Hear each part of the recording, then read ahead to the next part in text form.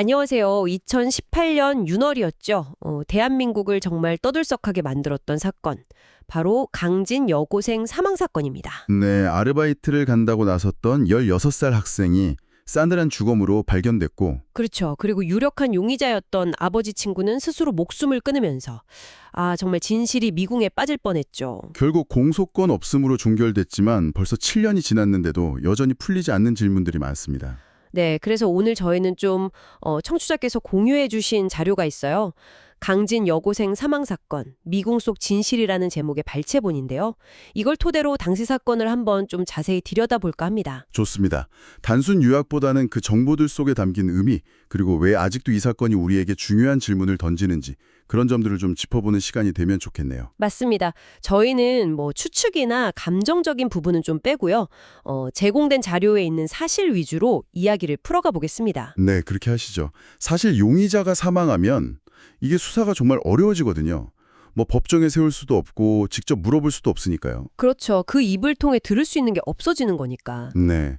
하지만 그렇다고 사건 자체가 남긴 어떤 파장이나 의문점까지 사라지는 건 아니니까요. 이 자료를 보면서 당시 드러난 사실들을 다시 한번 정리해보는 게 중요하다고 봅니다. 좋습니다. 그럼 사건의 시작, 그 발단부터 한번 돌아가 볼까요? 모든 비극에는 어떤 전조 같은 게 있었을까요? 네, 사건 바로 전날이죠. 피해 여고생 이모양이 친구에게 보낸 메시지가 있습니다. 이게 참 의미심장해요. 그 내용이 뭐였죠? 단순한 아르바이트 얘기는 아니었던 것 같은데? 신고해달라는 부탁까지 해요. 와, 위험할 수 있으니 신고해달라.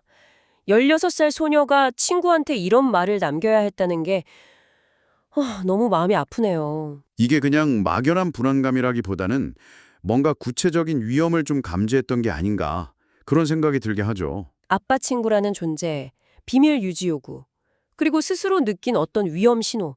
이 세 가지가 딱 결합된 메시지네요. 맞습니다. 이게 이후 벌어질 비극의 어떤 복선처럼 느껴질 정도죠. 아마 김모 씨와의 관계나 그 아르바이트 제안 내용에 뭔가 좀 석연치 않은 걸 느꼈을 가능성이 커 보입니다. 그리고 결국 다음 날 이양은 실제로 집 근처에서 그 김 씨를 만났고 네, 아빠 친구와 해남 방면으로 가고 있다는 메시지를 친구에게 보낸 걸 마지막으로 연락이 끊기게 되죠. 이 마지막 위치 정보도 나중에 중요한 단서가 됐고요. 딸이 밤늦도록 안 들어오니까 어머니는 당연히 걱정이 되셨을 테고 그래서 딸 친구한테 연락해서 아빠 친구 김 씨의 존재를 알게 된 거죠. 네, 그래서 바로 김 씨 집으로 찾아갑니다. 그런데 여기서 김 씨의 행동이 정말 결정적으로 의심을 사게 되죠. 초인종을 눌렀는데 문을 안 열어주고 오히려 가족들한테 불 끄라고 시키고 뒷문으로 도망쳤다면서요. 그게 참 일반적인 상식으로는 이해가 안 가는 행동이죠. 만약 아무 관련이 없다면 당연히 걱정하는 부모님 맞이해서 같이 걱정하고 찾아 나서야 하는 거 아닌가요? 그렇죠. 오히려 도와줘야죠. 그런데 몰래 도망갔다는 건 이건 네. 먼 날 숨기거나 이 상황 자체를 피하려는 의도가 너무 명백해 보이죠. 이 도주 자체가 굉장히 강력한 정황 증거가 된 셈입니다. 결국 이양 어머니는 경찰에 실종 신고를 넣었는데 바로 그 다음 날 아침에 정말 충격적인 소식이 들려오죠. 네. 용의자 김 씨가 자택 근처 공사장, 거기서 목을 매 숨진 채로 발견됩니다. 사건의 진실을 알 만한 유일한 사람이 그냥 사라져버린 거네요. 이러면 수사가 정말 어려워졌겠는데요? 완전히 방향이 바뀌죠. 이제 자백이나 증언은 불가능해졌고 오로지 객관적인 증거, 주변 정황만으로 퍼즐을 맞춰야 하는 훨씬 어려운 과제가 된 겁니다. 어쩌면 영원히 묻힐 수도 있는 사실들이 생긴 거죠. 그리고 실종 8일 만에 이양은 집에서 그리 멀지 않은 야산에서 발견되는데 그 발견 당시 모습이 자료를 보니까 정말 참혹했다고 나와 있어요. 네, 발견 당시 옷이 대부분 벗겨진 상태였고 특히 머리카락이 1cm 정도로 아주 짧게 삭발된 상태였다고 합니다. 삭발이요? 그건 왜 그랬을까요? 정말 기이한데요? 네, 이 삭발이 사건의 여러 의문점 중에서도 가장 충격적이고 이해하기 어려운 부분으로 남아 있습니다. 단순한 범행의 잔혹성을 넘어서 어떤 다른 의도가 있었던 건 아닌지 많은 추측을 낳았죠. 부검도 했지만 시신 부패 때문에 성폭행 여부는 명확히 밝히기 어려웠다고 하고요. 하지만 중요한 단서가 나왔죠. 네, 바로 수면 유도제 성분, 졸피뎀이 검출됐다는 겁니다. 졸피뎀. 그게 나왔군요. 네, 이건 김 씨가 이 양에게 의도적으로 약물을 사용했을 가능성을 아주 강하게 보여주는 증거죠. 단순 우발적인 사건이 아니라 어쩌면 피해자를 제압하려 했던 계획의 일부일 수 있다는 겁니다. 계획적 범행의 가능성을 높이는 증거네요. 그리고 결정적인 게 또 있었죠. CCTV. 맞습니다. 김 씨 집 주변 CCTV에서 김 씨가 범행으로 추정되는 시간대에 창고에서 낫을 꺼내서 어딘가 다녀온 뒤에 다시 걸어두는 장면, 이게 포착됐어요. 그냥 낫이 아니라 그 낫에서 이양의 DNA가 나왔다는 거잖아요. 바로 그겁니다. 낫에서 피해자의 DNA가 나왔다는 건 김 씨와 피해자의 죽음 사이에 직접적인 연결고리가 있다는 강력한 물리적 증거죠. 단순한 만남이 아니었다는 걸 보여주는 거네요. 그렇죠. 거기다가 김 씨 차량 트렁크에서 발견된 전기 이발기, 흔히 바리깡이라고 하는 그거요. 그게 또 이양의 삭발된 머리와 자연스럽게 연결이 되죠. 졸피뎀, 낫, 그리고 바리깡. 이 세 가지가 다 나오니까 그림이 좀 그려주는데요. 네.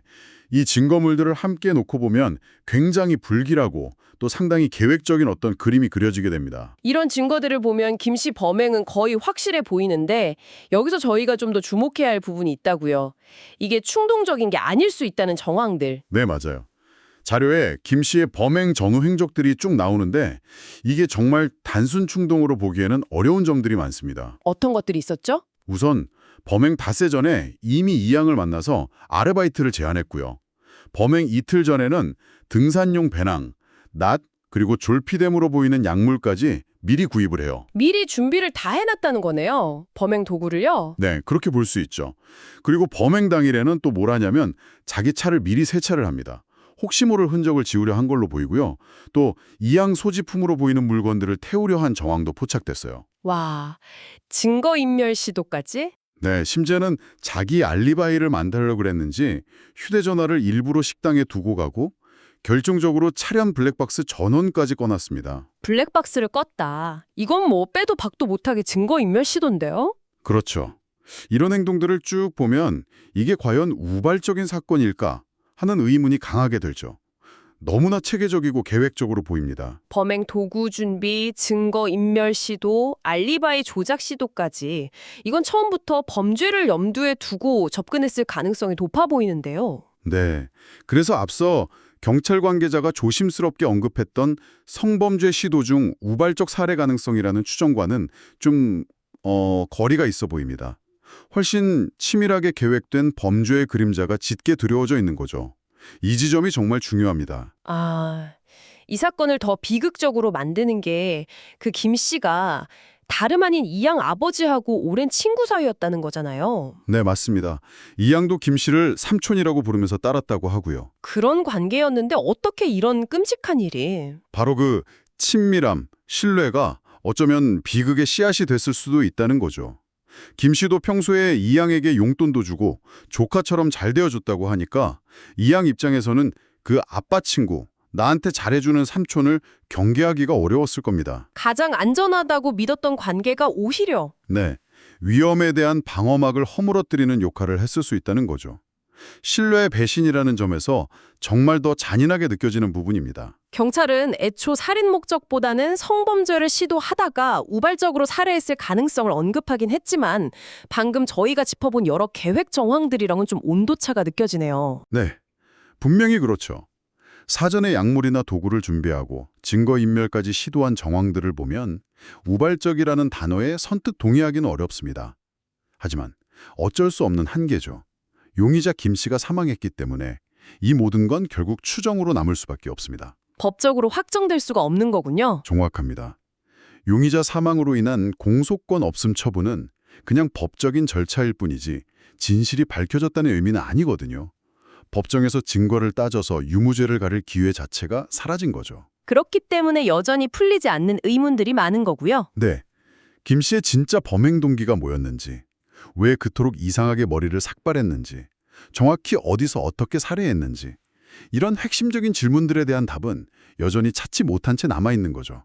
이게 사건을 더 무겁게 만듭니다. 결국 사건 발생 석 달 만인 2018년 9월에 검찰은 피의자 사망에 따른 공소권 없음으로 사건을 종결했고요.